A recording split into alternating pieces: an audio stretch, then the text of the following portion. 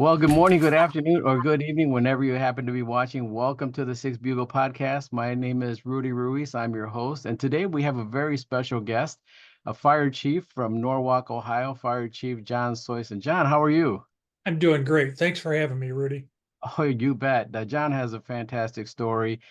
He's been in the fire service for quite a number of years, and he helped to build a brand new station in Norwalk, Ohio.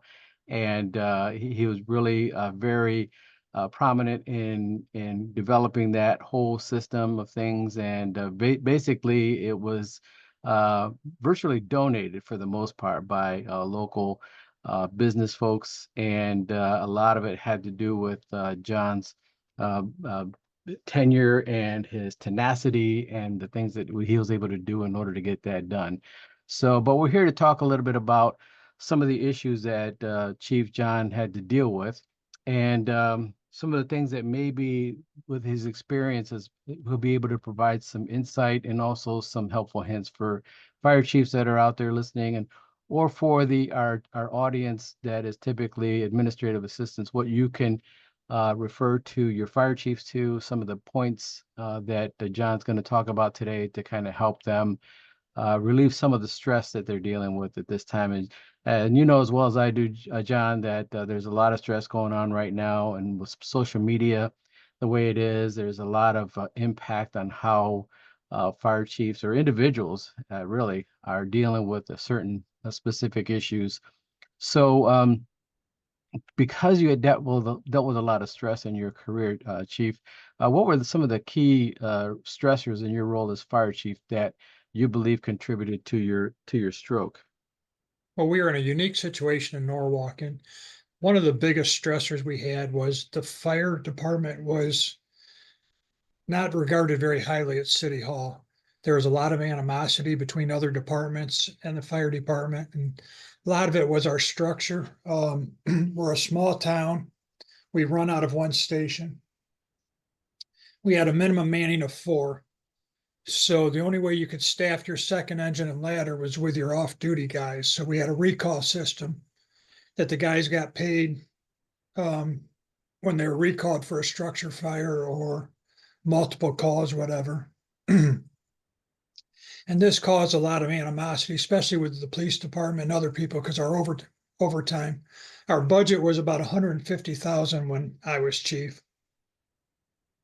I think they're trying to make them do it for about 130 now. Unfortunately, when you're regulating overtime, things like sick time, injuries play a big role in it. So I was able to, with the help of some very good officers, change some of our operating procedures to reduce the frequency of call-ins, and we were able to reduce it quite a bit. But when we were trying to build a fire station, obviously, I think a lot of fire departments go through this. I know with my involvement with the Ohio Fire Chiefs and different organizations, it seems as if every fire department or every chief has one council person, one township trustee, or somebody that's got an axe to grind that thinks that, you're just basement savers that sit around and play cards and watch TV in recliners. So I had a lot of that to overcome, and I was fortunate to have some very good officers that we could put our heads together and mitigate some of it. So when we were building the fire station, there was kind of a undertow of a negativity that came out of City Hall that I'm still not certain. I got ideas where it was being generated that was against the fire station. And keep in mind, we were coming from a building that was constructed in 1912 that was built for horses. So we really needed it bad. And like Rudy, you mentioned, we were able to get donations to help with a great part of it, which really isn't a reflection on me. It's a reflection on the great community that I served. And what we were able to do, instead of going for a tax levy, Norwalk had sold a light plant in the early 70s, and they had a little under $5 million sitting in a fund that could only be used by the approval of the voters. we had gotten cost estimates from a local architect at $3.5 million to build the station. And unfortunately, he was a very talented architect, and he had built some very nice stations, but none of them were for full-time departments. So we were a little behind in our numbers. Our station ended up costing about $5.4 million. Norwalk is a very construction oriented a town, a lot of construction companies. And we were fortunate. We had one company step up and did all the site work and engineering for us. Another company did all the concrete. Another company did the blacktop parking lot. And we had other donors step up and donate the money for the concrete and for some of the raw materials. All in all, we ended up having a cost about 5.4 million. We got about 2 million donated from community members, which was just a very dynamic effort that I'm real proud of. So during that, there's a lot of stresses. And you mentioned social media, and to my detriment, I took all that stuff personal. And if there's one message I can give other fire chiefs out here to not end up in my situation is it's not about you, it's not personal. So if something goes wrong or people say negative things about the fire department, you cannot take it personal. You just got to be able to sit back and look at your job. And we used to have, you probably remember, Rudy, in the local papers, the blogs, and there would Right. be people that would be negative. And I spent hours trying to figure out who these people were. Mhm. Right. And, So yeah, having to deal with that, knowing that you're passionate about your job and you're passionate about your community, 'cause that's where you lived, and of course passionate about the firefighters that you worked with. It's obvious that how you would take that to heart, and I could see that happen. So what ultimately happened that all that animosity built up in your mind? What eventually happened?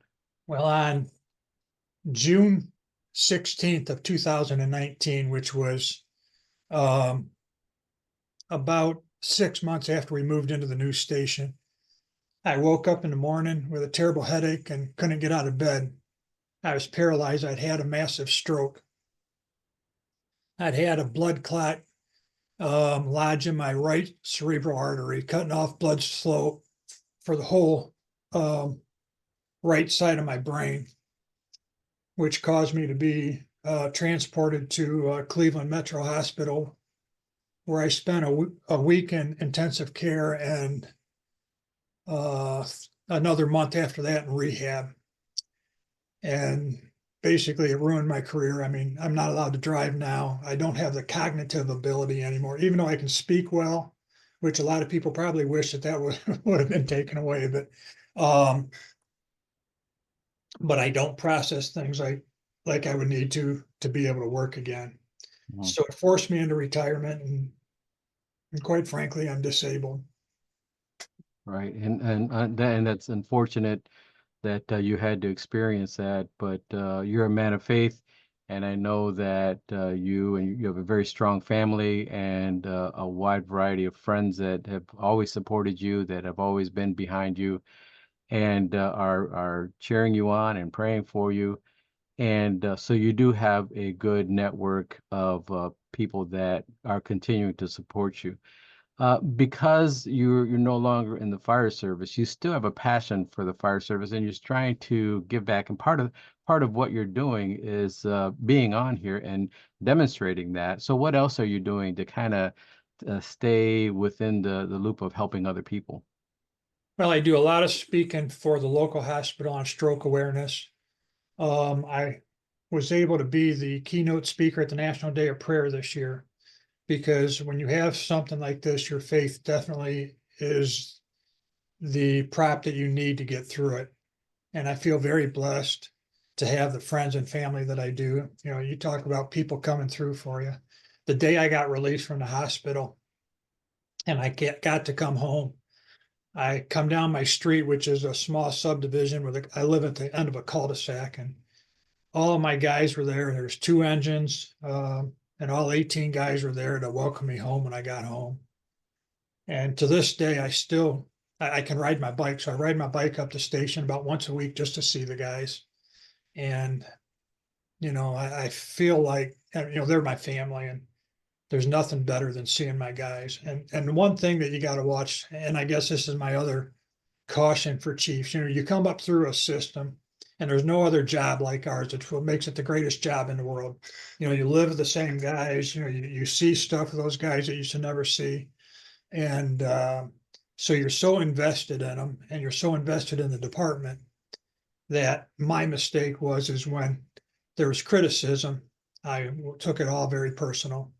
Right. And being a little bit of a bullhead, I never listened to anybody around me.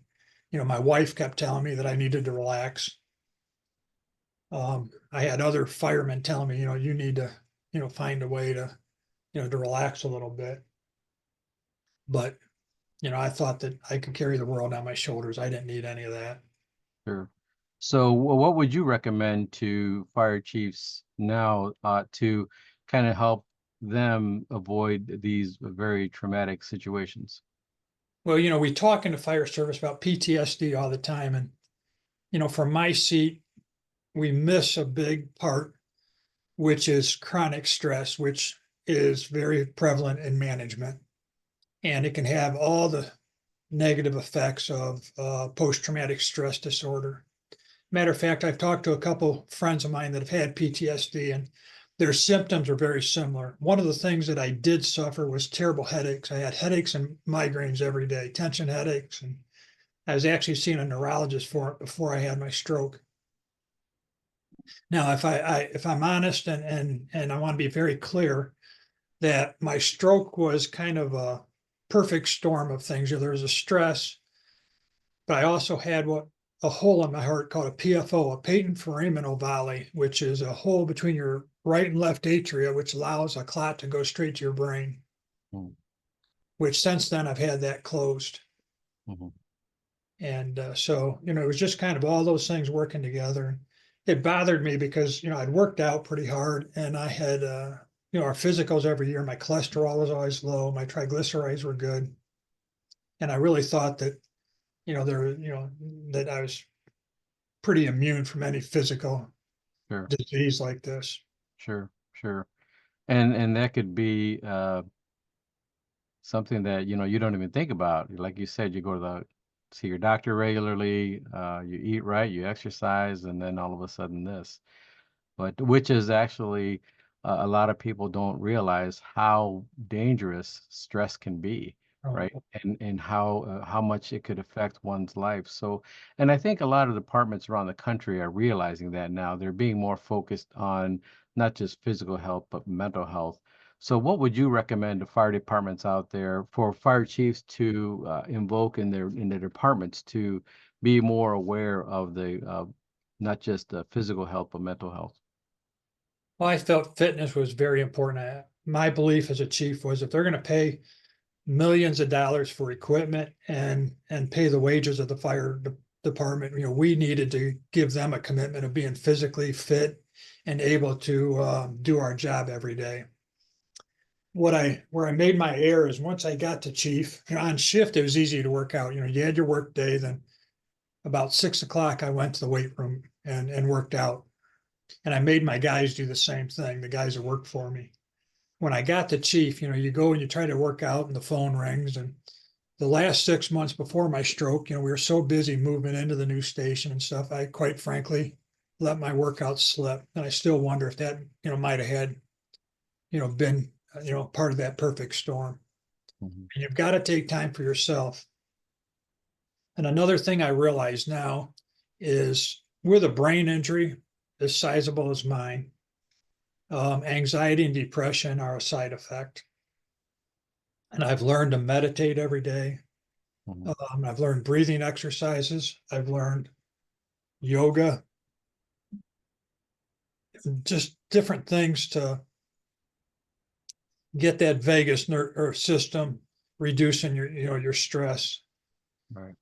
And to qualify that statement, my oldest daughter, who is, was pretty tuned in, for my birthday the year before, bought me, my wife and I, um, yoga classes in Huron.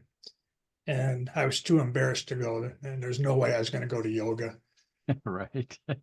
And boy, she was spot on. I can remember her asking me, because I was thinking about retiring in the near future anyway. She goes, are you going to get counseling if you retire? I'm like, why would I need counseling? And she's like, well, Dwayne Wade's retiring and his whole life's been basketball. And he thinks that, he would probably need counseling. She read an article and she goes, your whole life's been the fire service. And when you're out of it, you're going to need that. But, for me, counseling wasn't anything that I would ever do. When I was going through some of my trials and tribulations building the fire station, uh, there was a retired chief living in town from a neighboring town, actually where my son works. And he come up to my office one day. He goes, he says, you better calm down or, get to some counseling or something. He said, I used to see somebody, but she's no longer practicing. And, that was pretty taboo for me. I mean, that was a sign of weakness that I wasn't willing to do. And I think as a fire service, I think, our mental health has to be as important as our physical health. Right.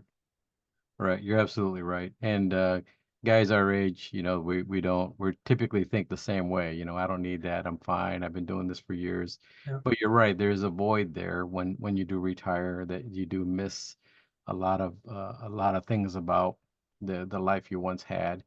And that's one of the reasons why we started this Six Bugles, because we wanted to not just help fire departments and fire chiefs, but we also wanted to help the administrative assistants that work with those groups, and also be an advocate for physical health and mental health and just being an all-round better person, and not just for themselves, but to be able to be an advocate for their fire chiefs to say, you know what, this is a good idea. I just heard the speaker talking about mental health and talking about breathing techniques and meditation, because it is a thing that we need to incorporate in our daily exercises, because the mind is very powerful. The mind can control a lot of things in your body. And if you can have access to the ability to control your mind, then you have access to a lot of things about your health, because your mind is very powerful.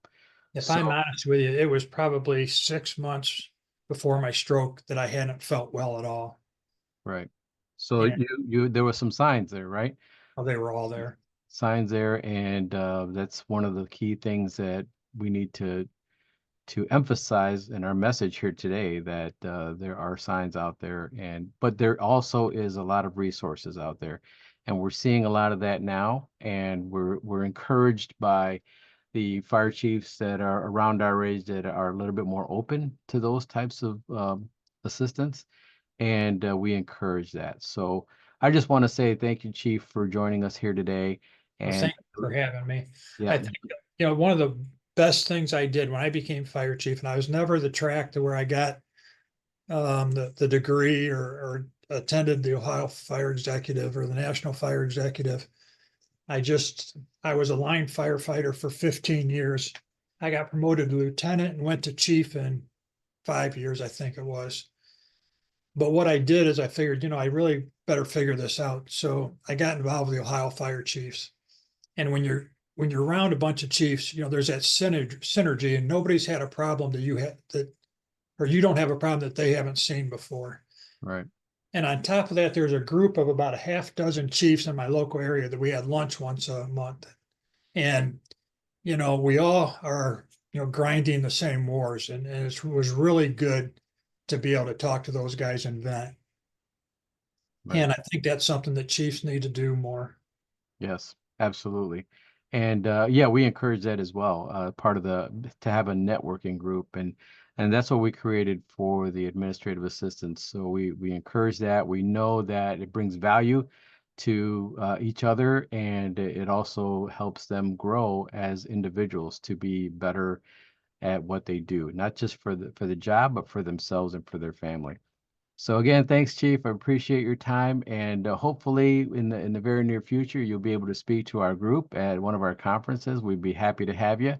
and to deliver your message and to demonstrate your level of encouragement to always be better and to always take care of yourself and to look out for your families.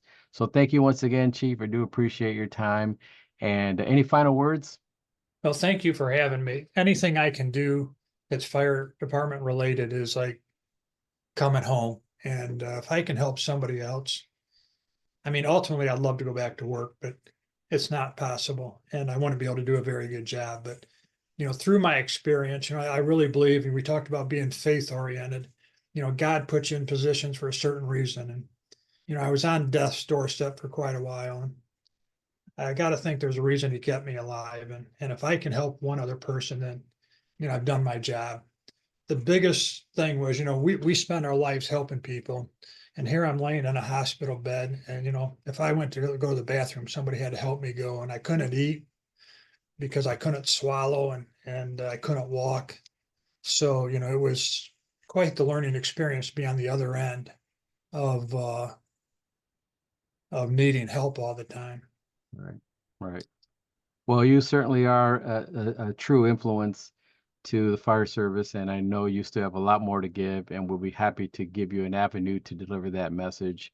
Once again, thank you very much, Chief, for your time, and thank you all for joining us here on the Sixth Bugle. Be sure to share this podcast with your fire chiefs. Let them know that there is support out there, that there are some good ideas out there for them to take advantage of, and that we care about them, not just for the job, but for the job after in their retirement, because we certainly do want them to enjoy their life with their family and friends and continue to provide a certain level of service, even if it isn't with the fire department, at least be able to demonstrate that helpfulness that they have that's in their heart and in their core so that they can go on and do great and better things. Thanks Well, the again for School of joining. Hard Knocks is a great school. What's that? Which one? The School of Hard Knocks. Yeah, right. Right. That's for sure. Thank you very much for joining us here today on the Six Bugle podcast. Take care. All right. Thanks, Ray.